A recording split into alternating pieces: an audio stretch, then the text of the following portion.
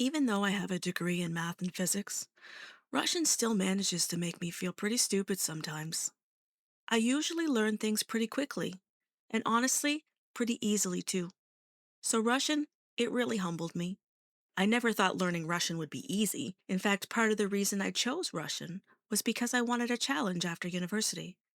But you know how people say, careful what you wish for? Yeah. I have moments where things finally start to make sense, or at least I think they do. And then Russian kind of laughs at me and says, "Oh, I'm just getting started." So, welcome to Russian One Mistake at a Time. This podcast is basically me trying to learn Russian one mistake at a time. I'm not an expert, I'm still learning. But sometimes, after struggling with something for weeks, I truly understand it. And I want to share that process.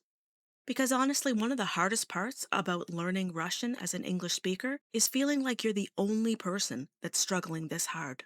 Of course, I have Russian speaking friends I can ask for help, but I never really knew any native English speakers learning Russian. No one who really understood the strange experience of trying to force your English brain to function in Russian. And that's what I want this podcast to be about: the confusion, the frustration, the tiny victories, the moment where your brain suddenly goes, wait, I think I get it. Yeah, I totally get it.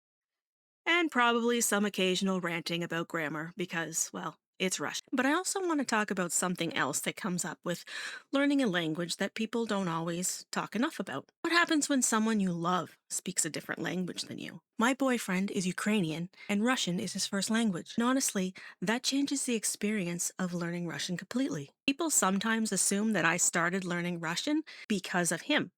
But actually, we met because I was learning Russian. We met through a language exchange about 6 months after I started studying the Russian language. Of course, now my motivation to learn Russian is a lot stronger. One of my biggest motivations, honestly, is that I hate not understanding what he's saying when he's talking to family or friends. Maybe that sounds silly. Maybe I'm just naturally nosy. I'm not sure. I think a lot of people learning a language have some kind of personal connection to it. Maybe it's a partner, a spouse, a friend, family, or just your heritage. And learning the language becomes more than just vocabulary and grammar rules.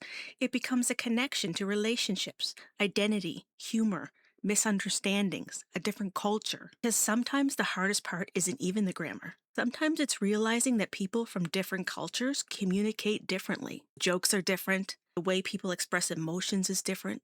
Even simple conversations can feel different. And when you're learning the language at the same time, it can create some very confusing and sometimes very funny situations. So I definitely want future episodes to talk about that side of language learning too, because I think a lot of people can relate to it. Now, what's funny is that the part of Russian that scared me the most when I began learning turned out to be the easiest part, and that's the alphabet. I remember looking at it and thinking it was very intimidating.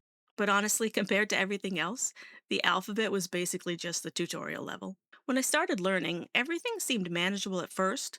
I started with apps like Duolingo, bought some books on Amazon, watched YouTube videos, searched random grammar sites at 2 in the morning. I was mostly teaching myself because, well, there wasn't any local courses available where I live. And for a little while, I actually thought, okay, maybe I can do this. And then I discovered cases. And anybody who knows the Russian language knows exactly what I'm talking about. This was the moment that blew my mind. This is the moment where learning the Russian language seemed like an impossible task. But thankfully, I didn't give up in that moment. I kept going.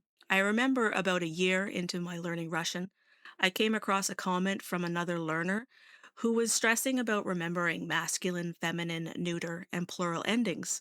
And when I read the comment, all I could think of was, oh my God, this poor person has absolutely no idea what's coming, because it was obvious that they had not yet seen cases.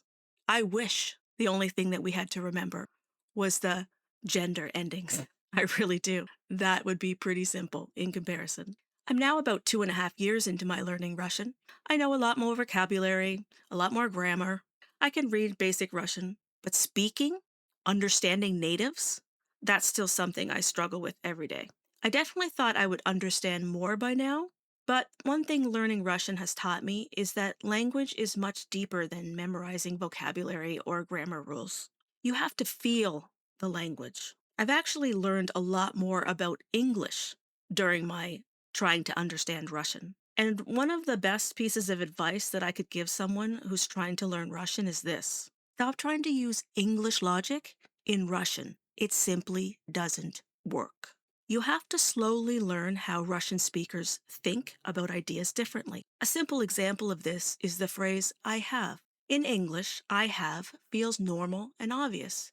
But in Russian, you usually say "У меня есть," which literally translates more closely to "by me exists." This is one of the issues that I had when I was learning. I mean, issue with the way language is taught, at least for me. I think in a very logical way, and it actually caused me problems, the simplification at the beginning of a learning, when they tell you that I have equals "У меня есть," because you know that the word for I is "я," and it's not in that sentence. You've also learned that "меня" means me, so you're confused. For a long time, I thought that Russian just randomly used "я," "мне," "меня" all to mean I, and there was no predictability as to when I was supposed to use one over the other. So it caused me a lot of confusion. But once you understand what the phrase is actually saying, "by me exists," well, that's what those words actually mean, so it makes sense. You just have to change the way you think in order to understand the Russian instead of trying to translate word for word. Because I'll tell you, at the beginning, my brain expected a 1-to-1 ratio. It expected a Russian word to match up with an English word, and it doesn't work that way. And once I first understood that, something clicked in my brain. And I realized that Russian is not completely random. They're not just using words wherever they want without any logic. They're just expressing the idea differently.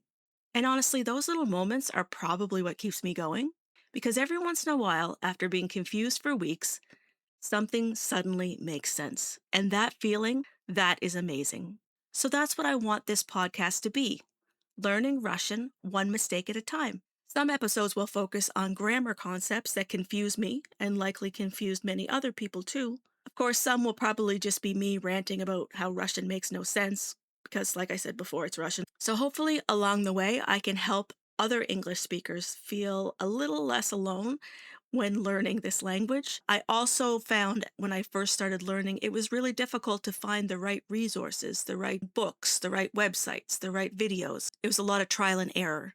So that's another thing that I want to share in this podcast is what I found, what works, what doesn't work, all those things that I've already tested out to save somebody else learning a lot of wasted time. So thank you for listening today, and I really hope that you will join me for this language journey of learning Russian.